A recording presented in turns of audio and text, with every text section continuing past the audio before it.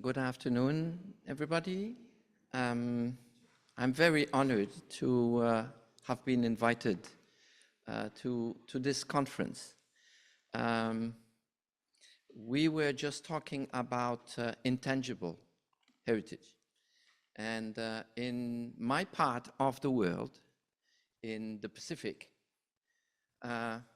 you do not arrive and you do not start speaking when you are not from the place, when you are a foreigner, without paying respect to the people that have invited you, and through the people, the living people, also to the spirits of the ancestors. And so before making my presentation, I would just like to present this small token to the organizers, to thank them again, and hopefully your ancestor spirits will guide me to the presentation of this paper. Now I can start. So Oceania, the Sea of Islands, covers over 1/3 of the Earth's surface, encompassed by the Asian continent in the west and the Americas on its eastern side. Its arc follows the Ring of Fire from New Zealand, Aotearoa, to Japan, Alaska, and then all the way to Patagonia. Although about 30,000 islands are listed in the Pacific, their total amalgamated size accounts for only about 5% of the surface of the most extended region of the world. These islands include large continental fragments like New Guinea or New Zealand, and thousands of tiny islets only a few hundred meters in diameter, with all the diversity of size, shape, and height of islands in between. When the first European navigators entered in the Pacific in the 16th century, they were amazed to discover that nearly every single island, whatever its remoteness from other land, was settled, and that the islanders maintained long-distance exchanges and relationships, navigating the tumultuous ocean on sophisticated outrigger canoes over distances of sometimes more than 1,000 kilometers. The first period of Western exploration led to the identification of a rich diversity of cultures, languages, and ethnic traits. The major difference that was identified by the navigators was between the Eastern and Western Pacific. A large triangle whose extremities were Hawaii, New Zealand, Aotearoa, and Easter Island, Rapa Nui, appeared settled by cultural groups sharing related languages and overall closely comparable traditions. In contrast, the more darker-skinned islanders of the Western Pacific appear to have favored the emergence of an unnumberable diversity of languages and cultural traditions, preventing any coherent understanding of the logics of the networks linking the inhabitants of these large island groups. In an attempt to group this complexity into fixed entities, the French navigator Dumont d'Urville proposed in 1832 to name the large archipelagos of the Southwest Pacific by the name of Melanesia, and the large triangle of the Eastern Pacific by the name of Polynesia. He excluded from these two regions the islands and atolls of the Northwest Pacific, which were grouped under the name of Micronesia. It was not until after World War II that scientific archaeology was initiated in Oceania. The results of the first excavations soon revealed that the history of the region was far longer than anticipated by ethnographic studies. Furthermore, the observable changes in the material culture demonstrated by study of pottery and lithic items found in stratigraphic layers highlighted a process of cultural transformations during the course of time, invalidating the hypothesis of islands out of time and history, trapped in a never-changing tyranny of traditions that was inferred from anthropological synthesis after time. The first 3 generations of professional archaeologists working in the Pacific, and amongst them some indigenous islanders, have revolutionized our understanding of the long chronology of settlement, of the cultural adaptations and transformations fostered in each island, of the political struggles that led to a complexification of the social structures and processes of intensification of the landscape use.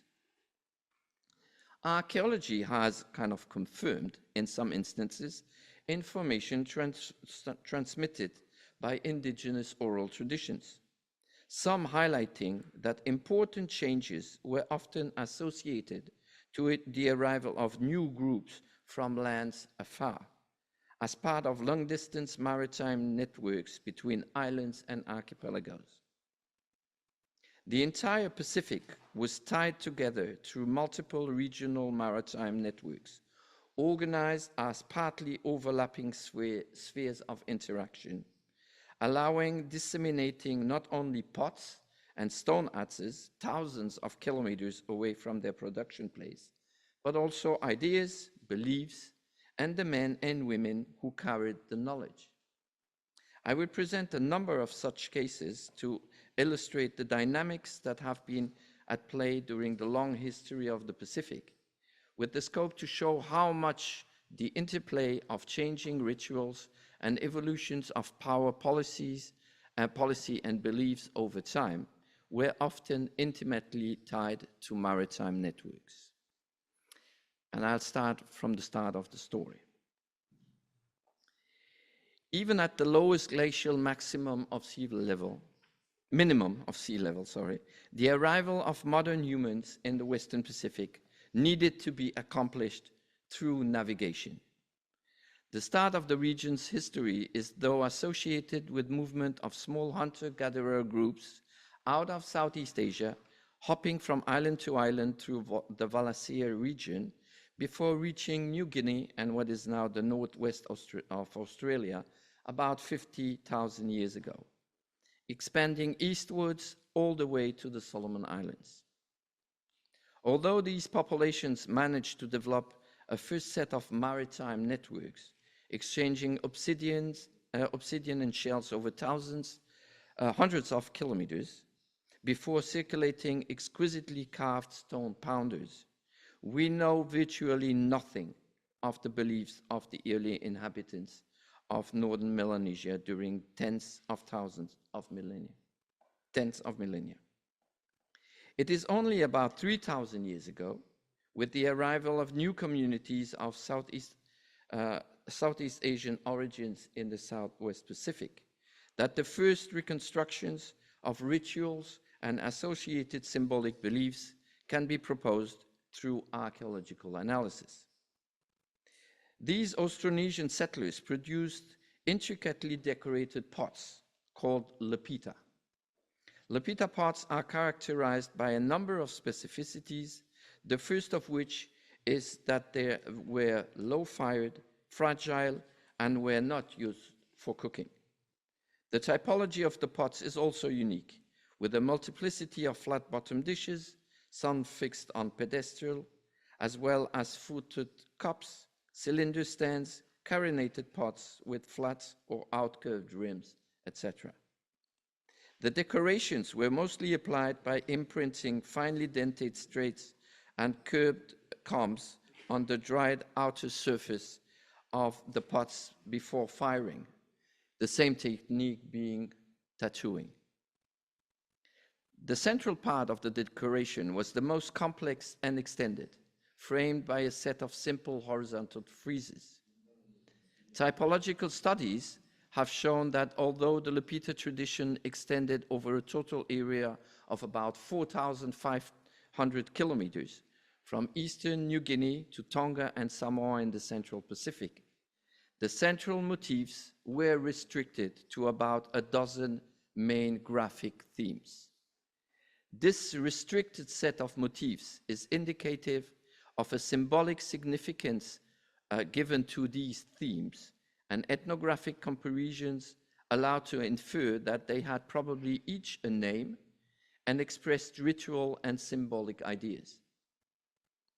While the geometric and curved themes are today impossible to understand with any certainty, those presenting stylized human faces can be associated to representations of ancestors, demonstrating that today's veneration of the spirits of the ancestors in all the traditional cultures of the Pacific goes back at least 3,000 years. Austronesian traditions of embodying ancestors' power in ritual ceramics allow to infer that at least some of these pots were worshipped as receptacles of the deified elders. The low quality of the Lapita pots, their unique shapes, and the extensive, intricate decorations applied on part of the outer surface all point to the use of these ceramics for non-utilitarian purposes. One of these purposes was ceremonial exchange, demonstrated by the presence of foreign potsherds in numerous Lapita sites across the region, some pots having been transported over distances exceeding 1,500 kilometers. Some Lapita pots were used in burial rituals, as containers for human remains, or as sacred items marking the graveyard.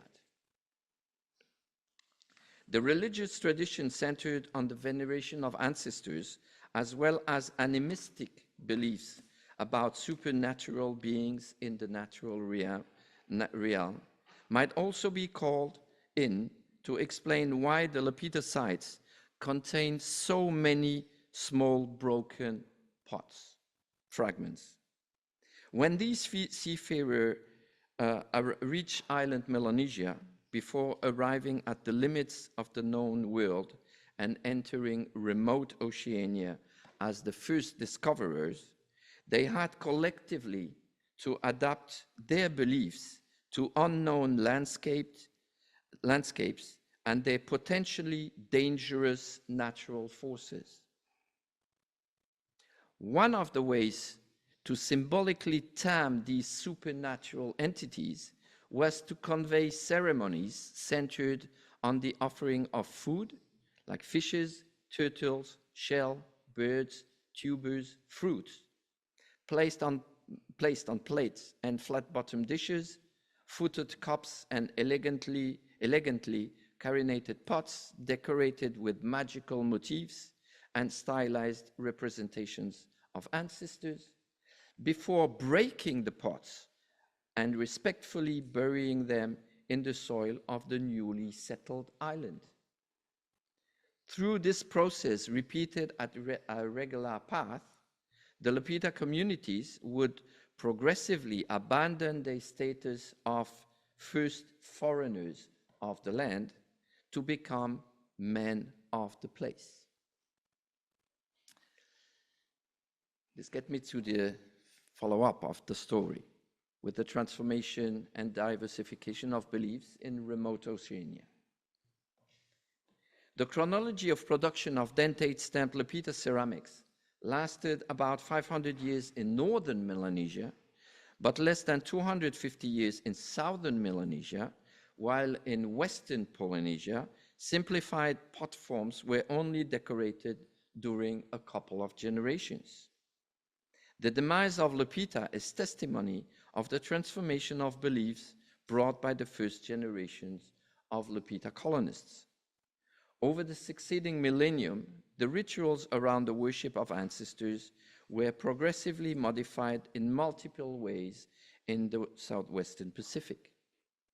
In island Melanesia, ancient DNA data points to the movement of new settlers of North Melanesian origins into central, southern, and later eastern Melanesia at different periods during post-Lapita times.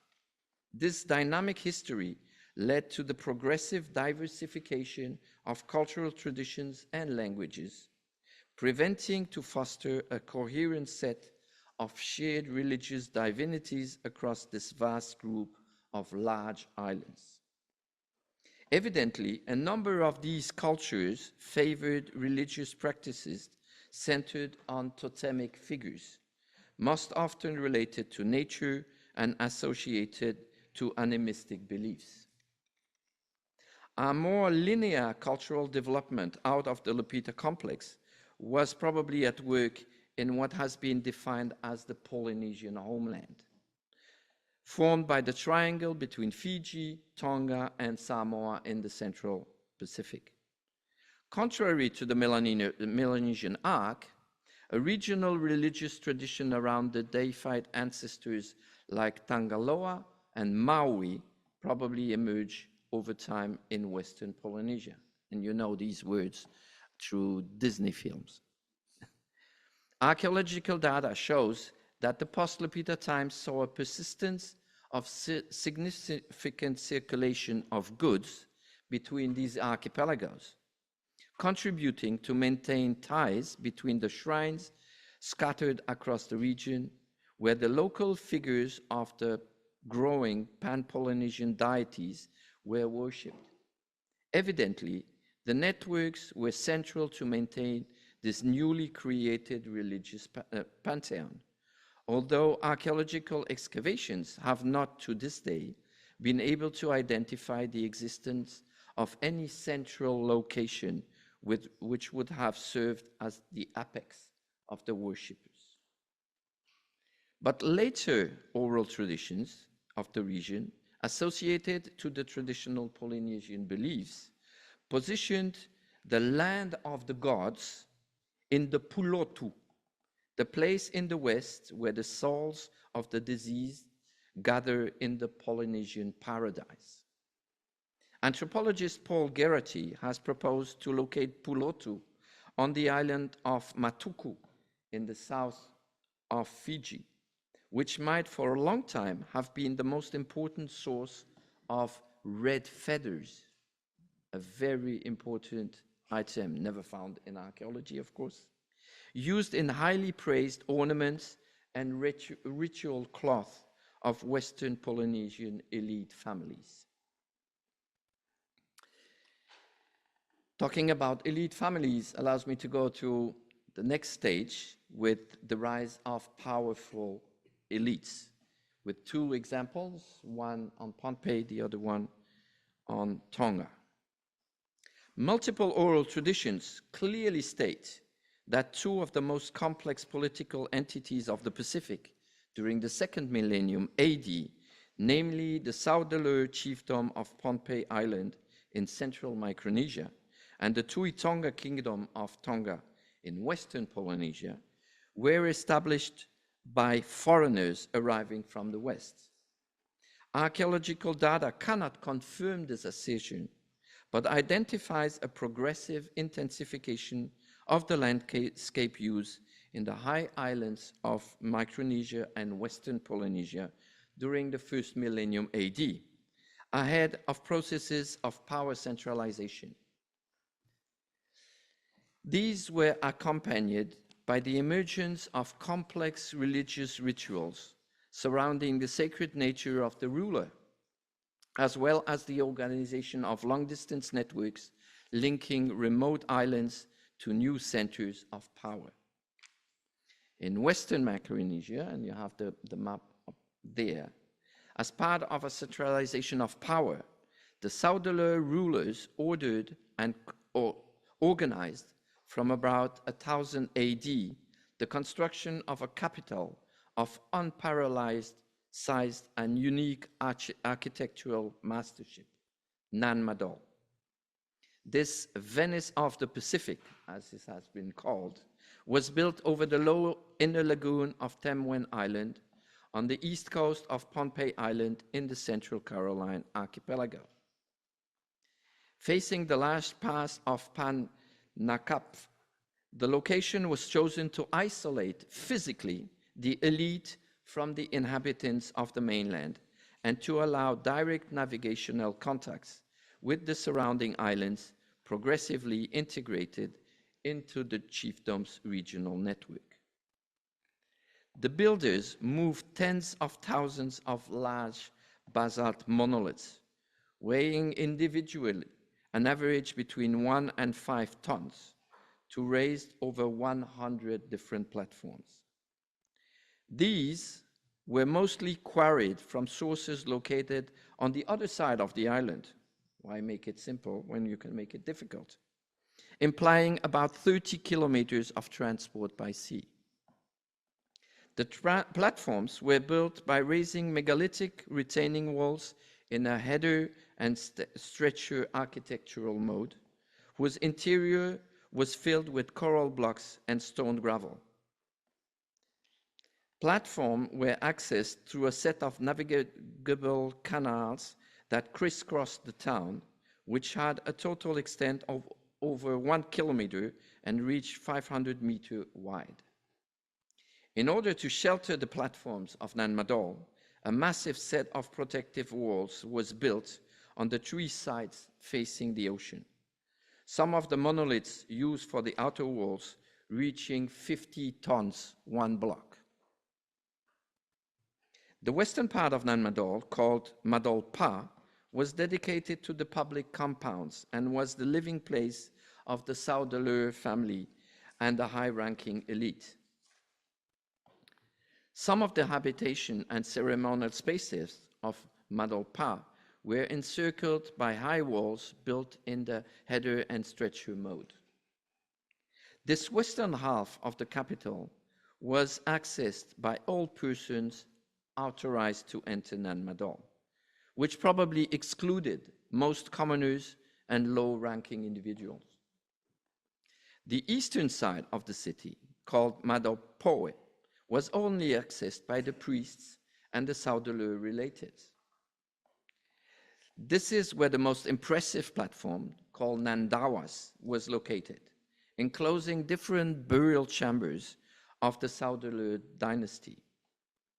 The vaults were surrounded by 2 sets of high walls, the outer wall reaching 8 meters in height and over 3 meters thick, built in a complex positioning of basaltic prisms.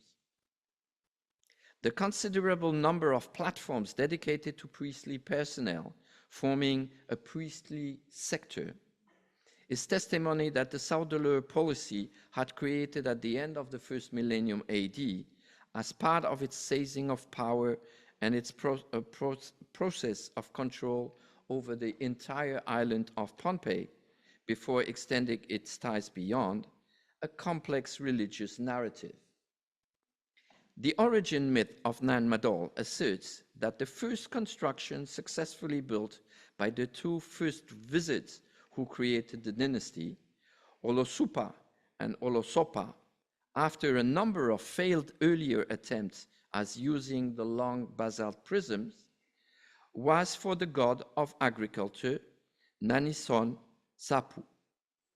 Some of the rituals that were performed at Nan Madol were probably incorporated some earlier local religious tradition.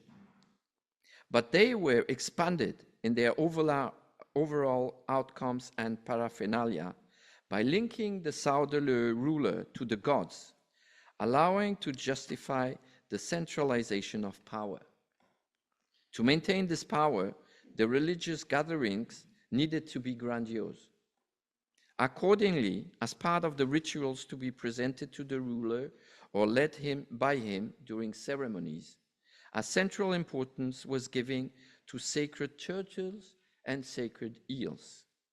Each of these 2 categories of animals who had the ability to symbolically link the humans to the gods had, though, its own platform, and the individuals raised in the dedicated ponds were fed daily by dedicated priests. Dignitaries came all the way from remote islands far off Pohnpei, like Chuk in the west, over 730 kilometers away, and Koshrai in the east, about 560 kilometers away, to pay their tribute to the Saudeleur rulers and perform rituals in dedicated shrines.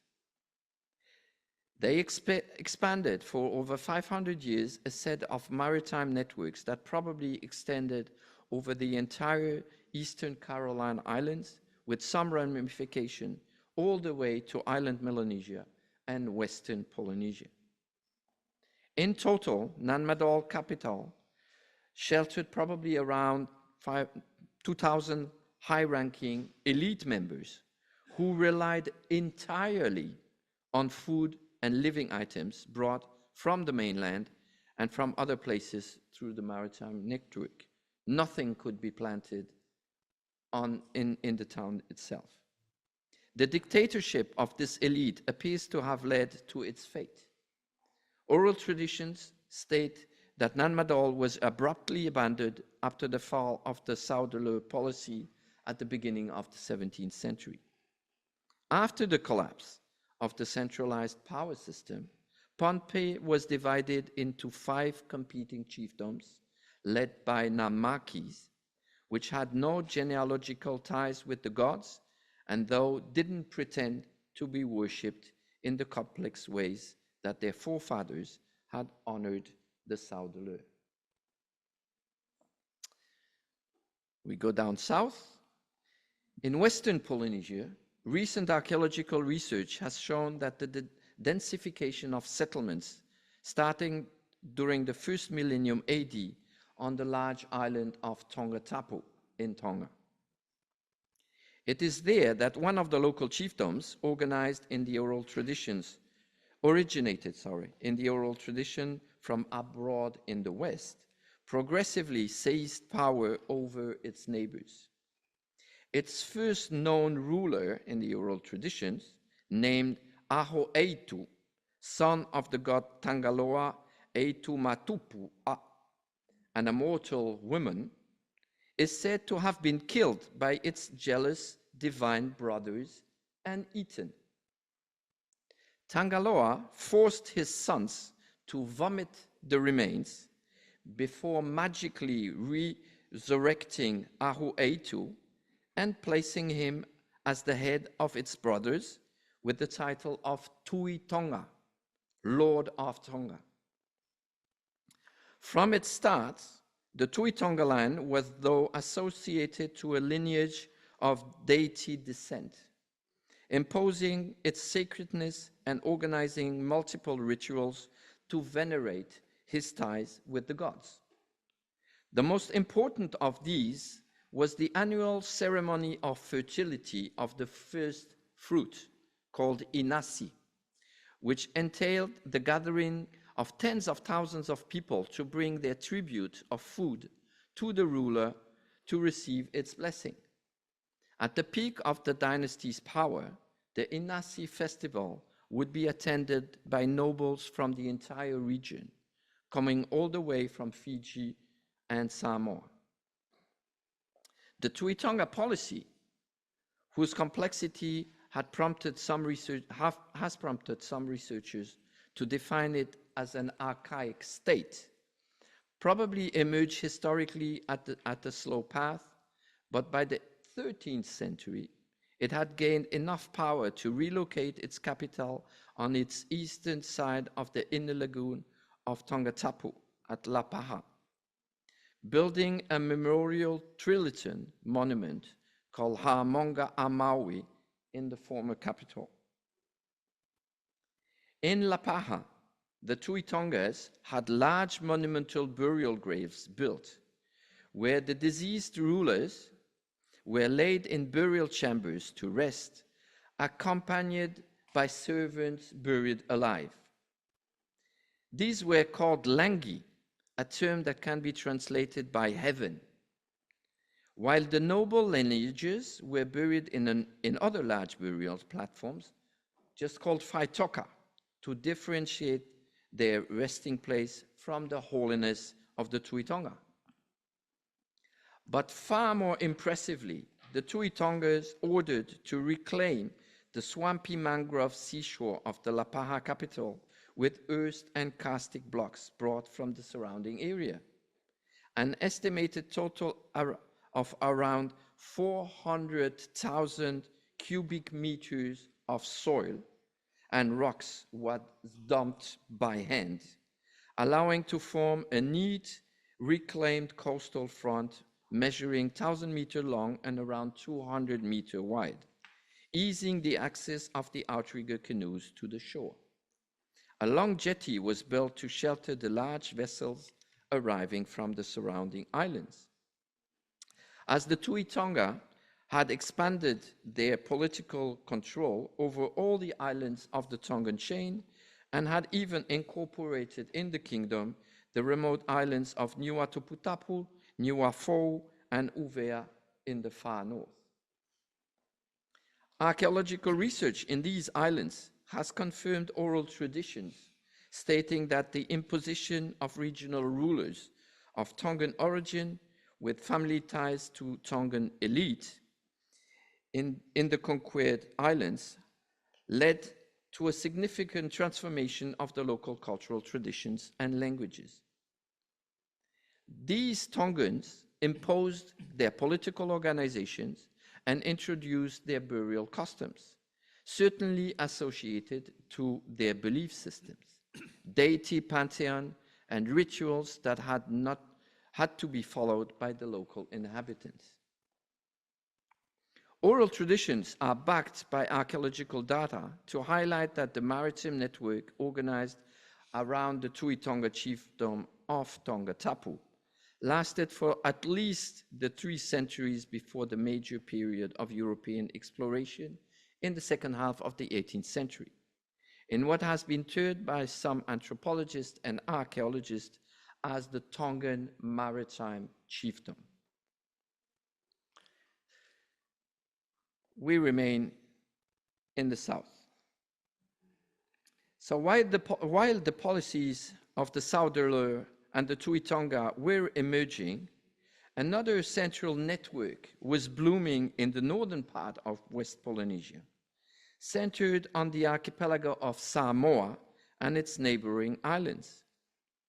From this region, helped by a new form of double-hulled canoe of catamaran shape, highly skilled navigators started to explore the large unknown seas of the Eastern Pacific, while others headed westwards to island Melanesia to establish Polynesian settlements in those large archipelagos. Their target was specifically on small islands in order to facilitate demographic overtaking, progressively building a network of related colonies. From these dots extending all the way to Micronesia, Polynesians influenced during the 2nd millennium AD the cultural path and organized new exchange networks across island Melanesia, while being influenced by Melanesian traditions through marriage and cultural borrowing. Archaeological data show that this millennium saw a significant booming in interaction spheres across the southwestern Pacific, with circulation of adzes geologically sourced to West Polynesia in Melanesia, but also the introduction of pigs and of the kava route in southern Melanesia from the east, although the origin of kava lies very close nearby in northern Vanuatu. Furthermore, some incoming groups were numerous enough to overcome the original inhabitants and impose their language, some Polynesian words being subsequently incorporated in the Melanesian languages from surrounding islands. The appearance of a whole set of new material culture in the form of shell and pig bone ornaments, as well as new forms of political organization of a more hierarchical type, has also been attributed to the arrival of these new groups from the East. The identification of new rituals in burial practices of the elite and the appearance in the oral traditions of distinctively Polynesian deities associated to Maui Tiki-Tiki and Tangaroa, for example, demonstrate the advent of new religious beliefs in the region, influencing local worships. Compiled, these data highlight the major cultural, political, and religious influences witnessed by the inhabitants of the large Melanesian archipelagos during the 2nd millennium AD through small Polynesian arrivals from the east and the development of new maritime networks in the southwestern Pacific. We now go east. While outrigger canoes were heading west, others went east at the end of the 1st millennium AD, exploring the uncharted ocean of central Polynesia before making their way to Hawaii in the north, Easter Island, Rapa Nui, and then South America in the east. Around AD 1250, they reached New Zealand Aotearoa in the southwest of the Pacific, the last major habitable landmass of the planet, about 400 years before the first European ships. Archaeological studies indicate that in the first centuries of settlement of central Polynesia, while exploratory expeditions were still locating the smallest and most distant islands of the Polynesian Triangle, a dense array of maritime exchanges were created in this newly discovered region, with the circulation of basalt adzes and new types of ornaments between archipelagos. Furthermore, a major change in ritual ceremonies was initiated by some of the first Polynesian discoverers of the islands in the eastern Pacific in the centuries around AD 1000. In their homelands in western Polynesia, worshipping to the gods was fulfilled in small shrines and in houses associated to burial grounds, while public ceremonies were convened on large open compounds called malai, meaning public space. Soon after the settlement of central Polynesia, some elite families and priests decided to materialize in their new homeland the ritual space dedicated to the worship of the gods through the building of a wall enclosing the sacred, the tapu, paved compound. The former open public space of the malai was though transformed into the sacred ceremonial space of the marae. Aside from the encircling rectangular wall, one extremity of the inner courtyard was assigned to be the place where the gods would descend into carved figures or planks, often placed on a raised dedicated altar called ahu. Only selected individuals were now allowed to enter this religious enclosure in the most important temples. At its emergence, this building tradition of shrines was probably limited to only a few islands, and appears to have been centered on a whole suite of gods, which are called in Polynesian Atua Iterai, like Tane, Tu, Ra'a, Fatutiri, in Tahiti, for example, who did overrun Tangaroa, Ta'aroa, as the highest deity during the development of the Marae belief system in that island. Over the course of a few centuries, the layout of these new architectural worship monuments and their associated religious rituals spread across the whole region, navigators from Tahiti being probably responsible for its introduction to Hawaii a few generations after the discovery of this archipelago. The navigation networks across this vast region allowed to strengthen the religious tradition, a set of island-wide or even regional shrines being built to attract worshippers as well as guilds of priests from afar. Yearly festivals were organized by the political elite on their deities Marae, during which time a large crowd was assembled and food, prayers, as well as entertainments were provided. Although the traditional worship in these shrines had a clear regional character that expressed pan-Polynesian cultural traits, distance as well as specific landscape constraints led to local adaptations. Where stone carving material was rare, most representations of deities were carved in wood and fiber, exhibiting a variety of regional typological styles and specific meanings. In islands where soft basaltic tuff was vastly accessible, Polynesians added to their wooden objects numerous carved stone tiki.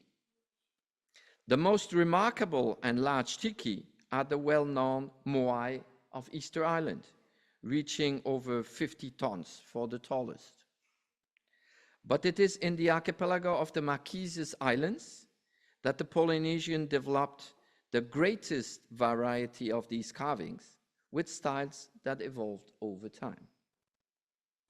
Recent petrographic studies have also demonstrated that the first explorers who headed to Aotearoa, New Zealand in the 13th century stopped on the small sacred active volcano of Mehetia Island, southeast of Tahiti, to worship the gods and embark a few tapu basalt stones on their canoes before undertaking a 4,000-kilometer long journey. Some of these stones, called mauri or marotai, have been found in archaeological sites in southern New Zealand. I will continue with an example of late traditional change, focusing on the island of Raiatea. The warrior god Oro appears to have gained a central status in central Polynesia only from the 16th, 17th century onward, and his rise in power is a good example of the processes of regional influences and adaptation of new important gods over time in Oceania. In the course of a few generations, the worship of Oro spread across the Society Islands. A whole set of new rituals with dedicated priestly corporations were associated to Oro's worshipping. The most significant shrines were located at Opoa on the southeast coast of Raiatea Island. The central marae of Tapu Tapuatea, whose altar, the Ahu, reached over 2 meters in height and was 42.5 meters long, was built with immense coral slabs, illustrating the massive collective endeavor put in its construction. The place was so sacred, so tapu, that its central paved area did not need to be surrounded by a wall.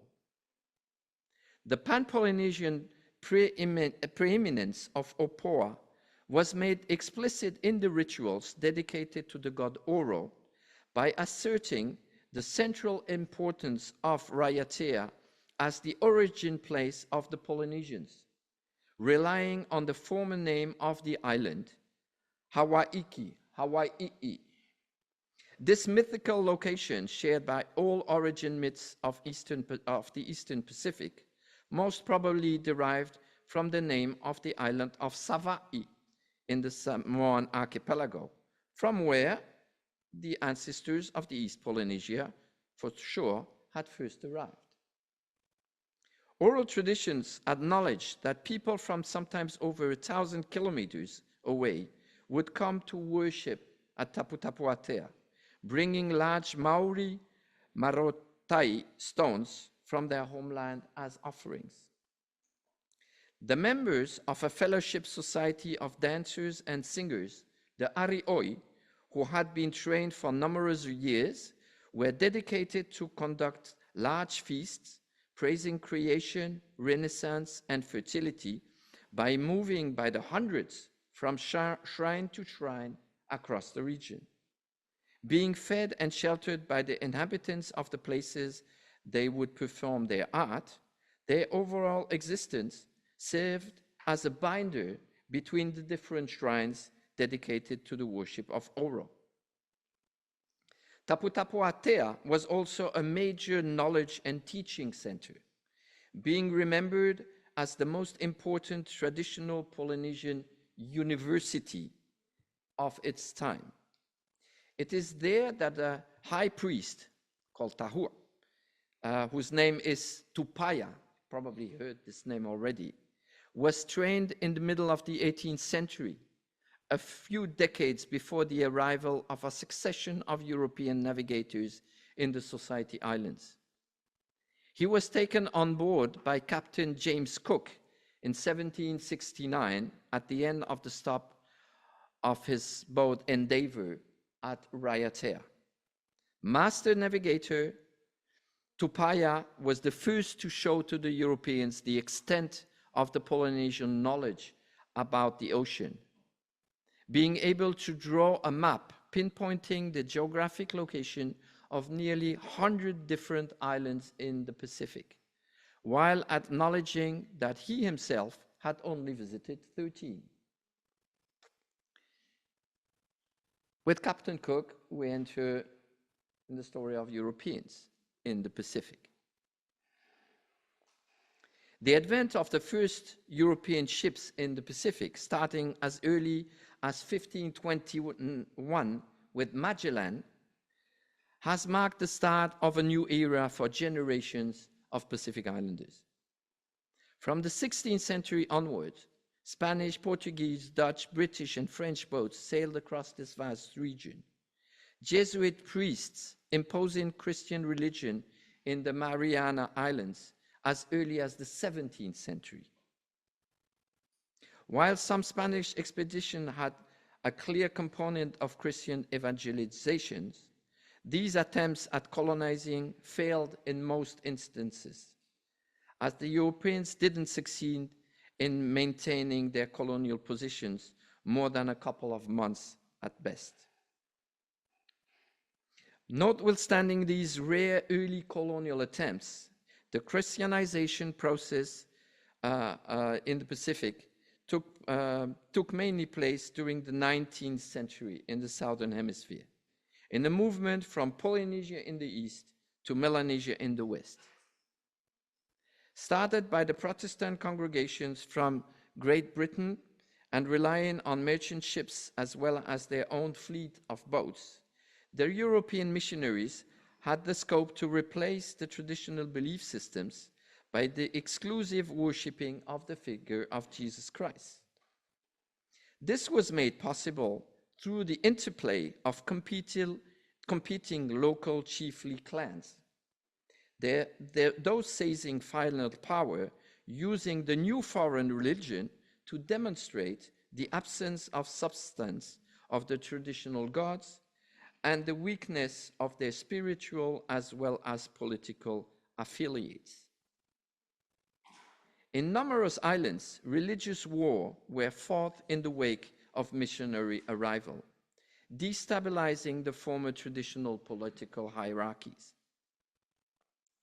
Although poorly acknowledged up to now, the Christianization process and the massive change in beliefs across Oceania that resulted from the acceptance of the foreign religion that had arrived by the new European maritime networks were made possible, above all, by the development of numerous epidemics, driven by unknown diseases in the Pacific like smallpox, tuberculosis, dysentery, influenza, etc., introduced by the sailors and missionaries. At first arrival, the missionaries could not speak the local languages and had, though, to rely on images of a dead man on a cross to explicit their preach. Their first task was to baptize the children and the sick, with the scope to prevent them from going to hell after their death.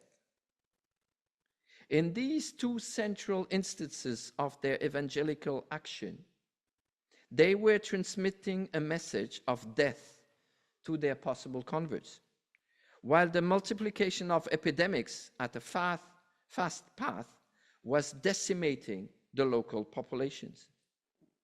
Logically, the islanders thought that the Christian God was killing a great number of them by magic, the epidemics, to show his power. Relying on their traditional belief systems, they concluded that the only way to prevent them from disappearing altogether was to join this new powerful religion.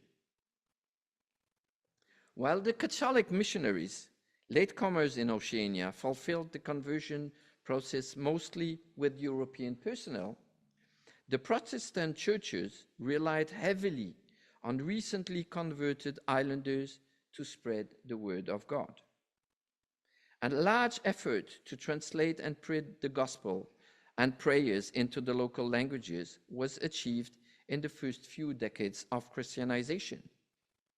The transport of the holy books relied on the exponential development of maritime networks between the Pacific, the British colonies of Australia and New Zealand, and all the way to North America and Europe, where most of the missionary congregations were based.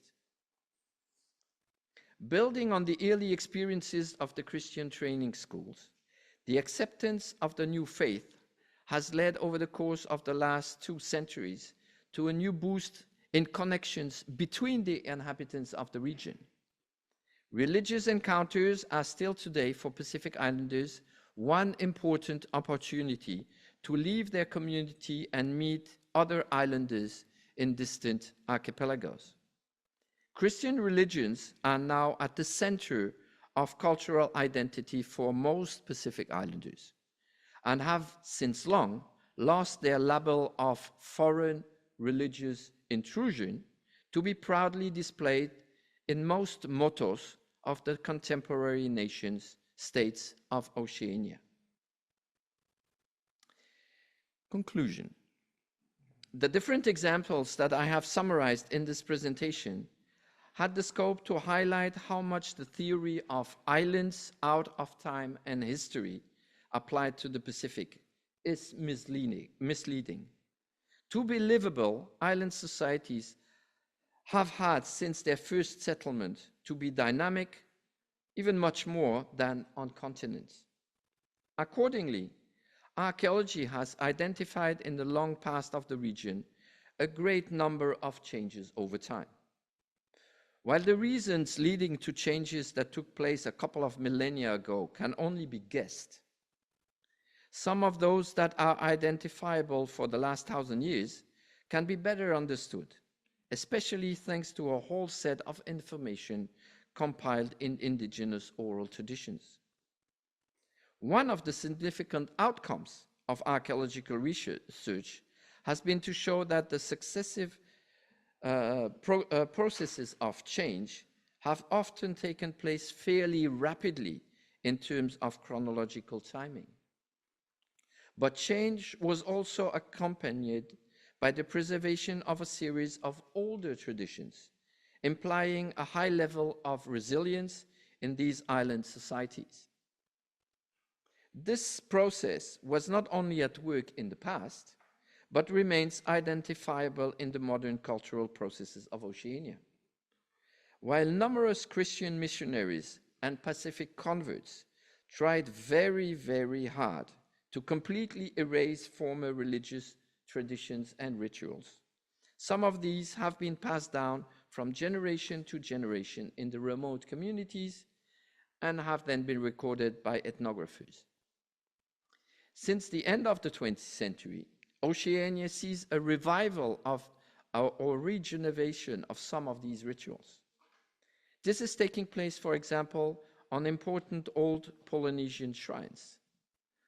On every heiau, the old religious site of the Hawaiian archipelago, some islanders continue to present as an offering a stone wrapped in symbolic leaves or tapa cloths or flowers, 2 centuries after the official abandonment of the old polytheistic religion.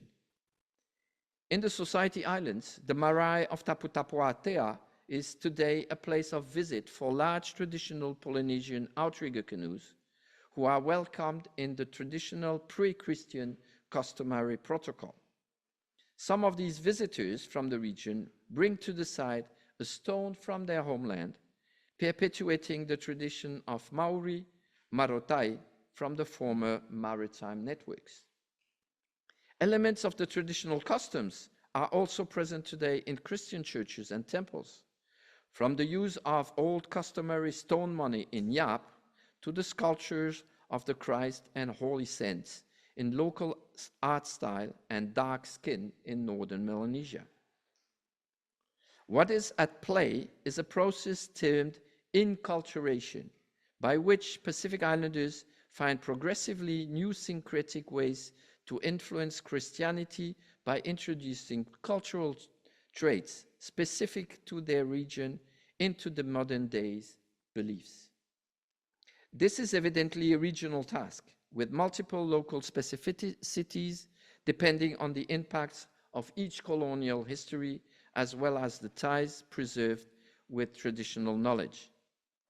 Once again, the multiple influences that participate in the process are associated to regional networks, but also today to the central power of social media, which cancels distances, allowing to constantly rework the balance of local constraints, worldwide modernism, and traditional customary obligations.